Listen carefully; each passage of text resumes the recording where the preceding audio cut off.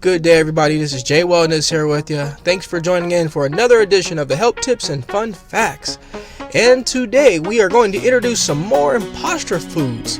This is take 2. Check it out.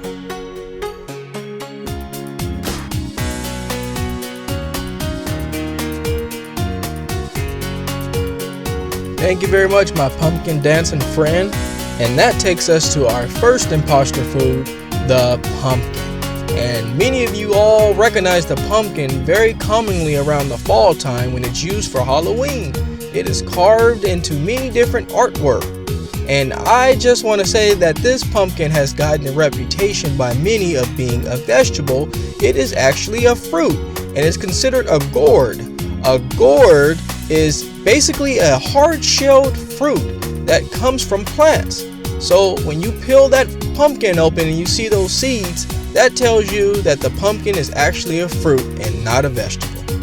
Oh yeah, the next imposter food, number 2, is the olive. And olives have a very known reputation of being mistaken for a vegetable. They are also a fruit, and they are considered a stone type of fruit, which is basically the same as your peaches, your mangoes, and your dates.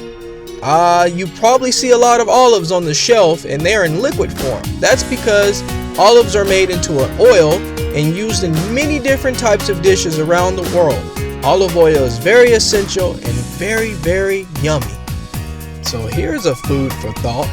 When you're eating olive oil, are you actually eating fruit juice or are you eating olive oil?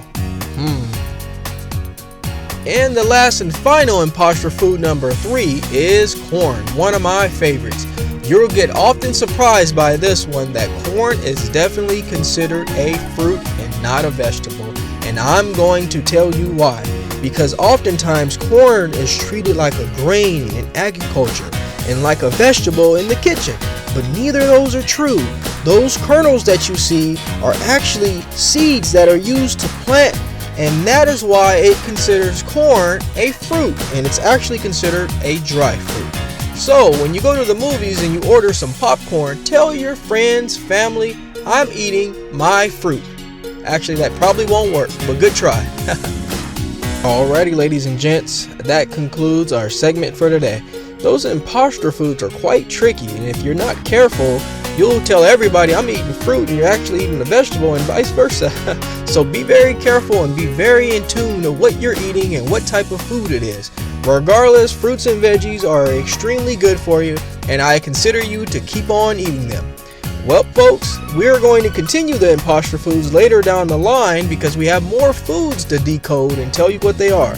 But in the meantime, I'm going to leave you with something very important. Being well is feeling well. Feeling well is doing well is living well. Take care, everybody.